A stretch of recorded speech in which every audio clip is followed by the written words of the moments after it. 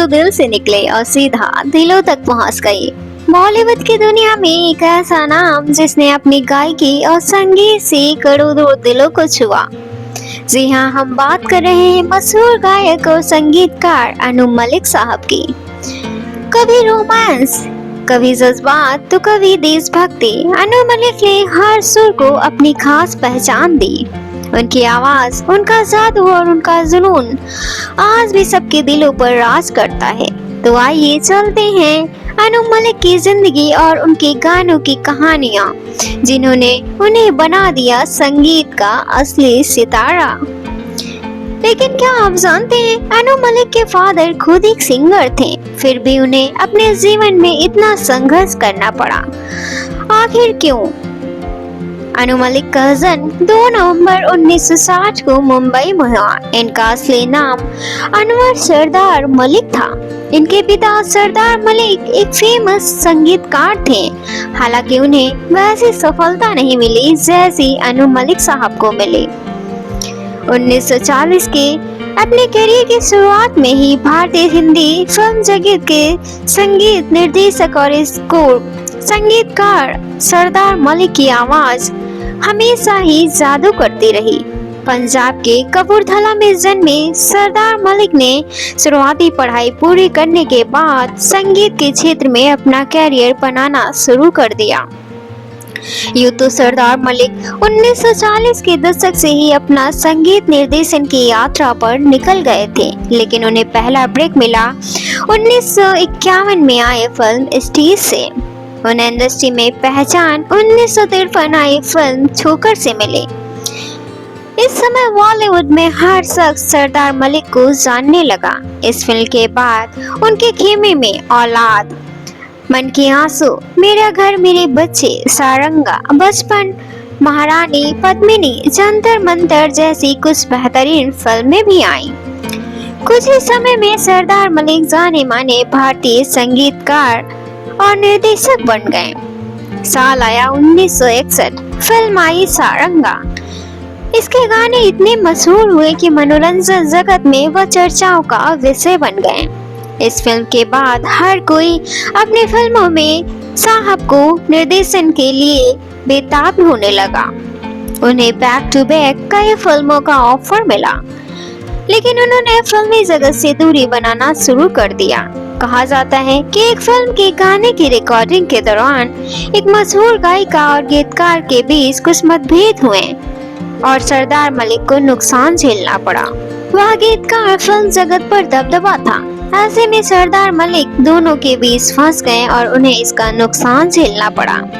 उन्हें धीरे धीरे गानों का निर्देशन करने के लिए स्टूडियोज मिलना बंद होते चले गए। इसकी वजह से उनके हाथों से कई फिल्में निकलती गईं और वह फिल्मी जगत से दूर हो गए।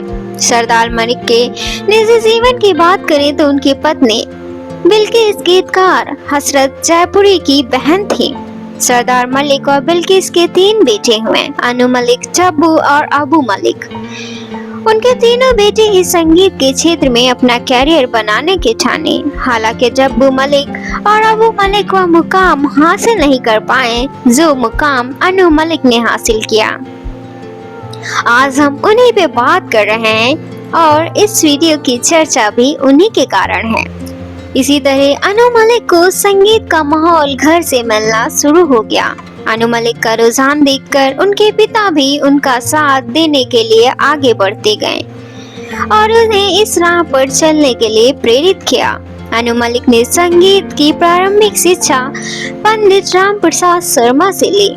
बतौर संगीतकार अनु मलिक ने अपने कैरियर की शुरुआत संघर्ष 1977 में प्रदर्शित फिल्म हंटर वाली से की, लेकिन फिल्म टिकट खरीदने पर बुरी तरीके से पिट गई।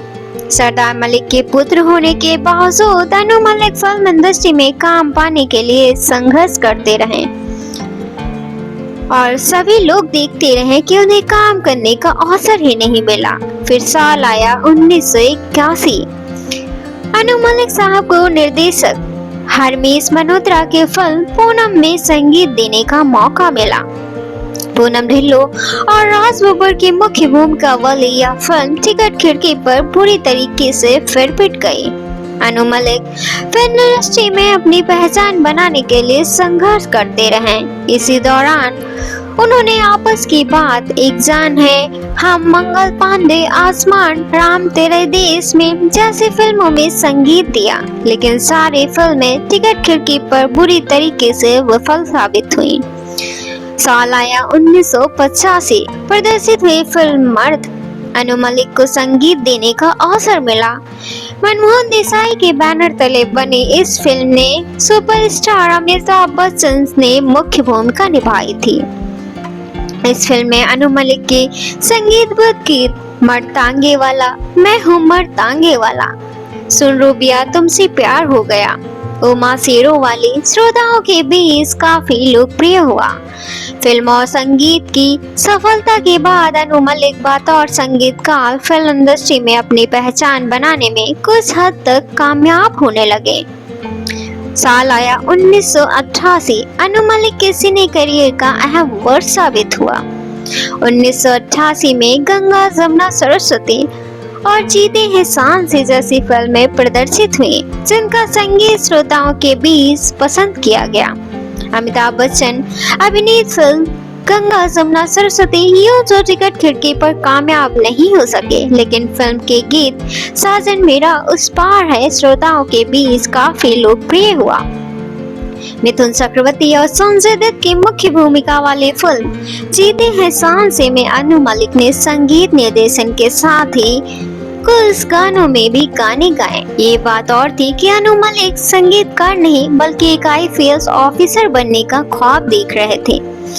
अनु मलिक 7वीं क्लास में थे जब उनके साथ एक ऐसी घटना हुई जिससे ये इशारा मिल गया कि अनु मलिक संगीत के क्षेत्र में बढ़िया नाम करेंगे। दरअसल स्कूल में एक मराठी कविता याद करने के लिए मिले, लेकिन काफी कोशिश करने के बाद भी इन्हें वो कविता याद नहीं हो पा रही थी। इन्होंने अपना दिमाग दौड़ाया और ये उस कविता को रटने के बजाय उसे गाकर याद करने लगे।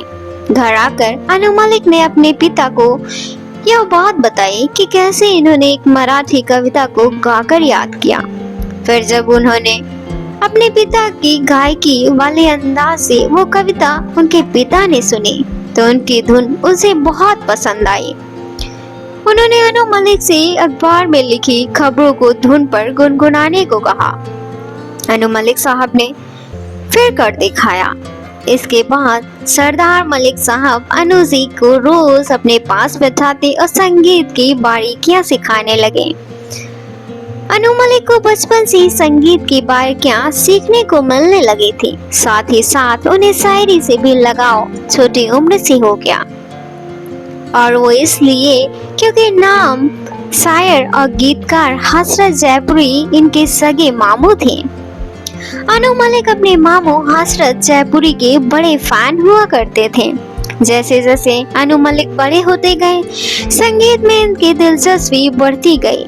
हालांकि पढ़ाई लिखाई भी इन्होंने नहीं छोड़ी और मुंबई के मीठीबाई कॉलेज से इन्होंने BA और MA की डिग्री प्राप्त की।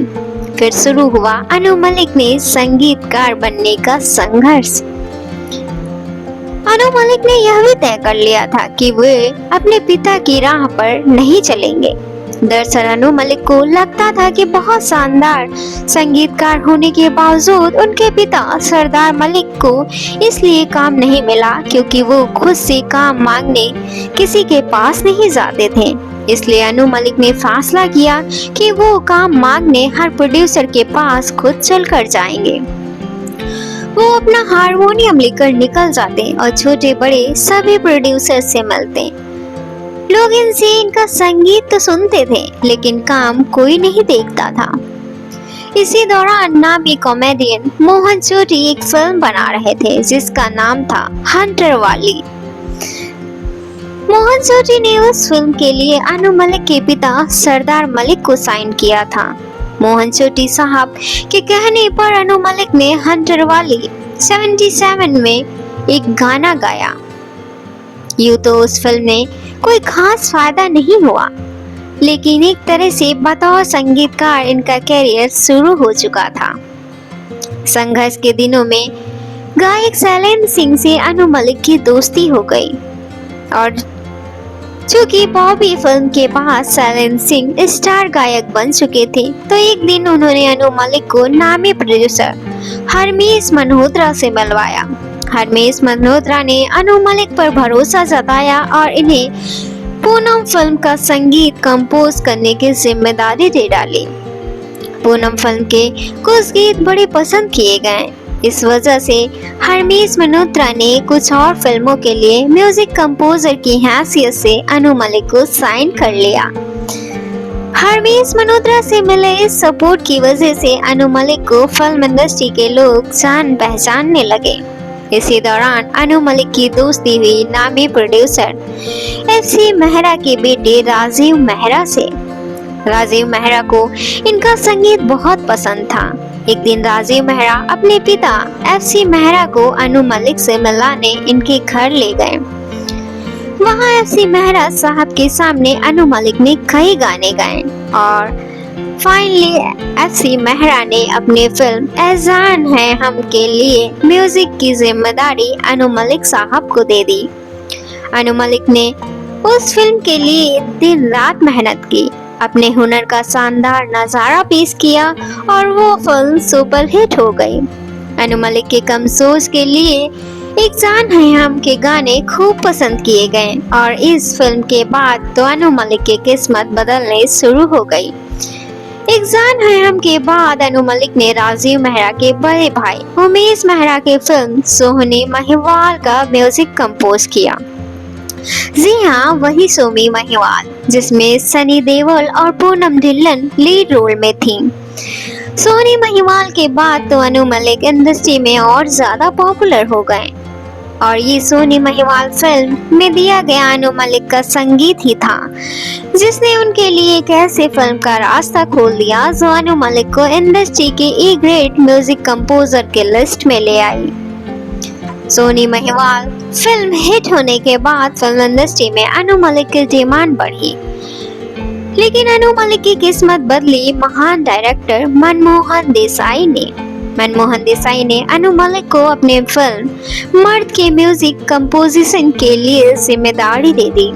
अनु मलिक ने भी बखूबी उसकी जिम्मेदारी निभाई और मर्द फिल्म की कहानी के साथ साथ इसके गाने भी लोगों ने खूब पसंद किए।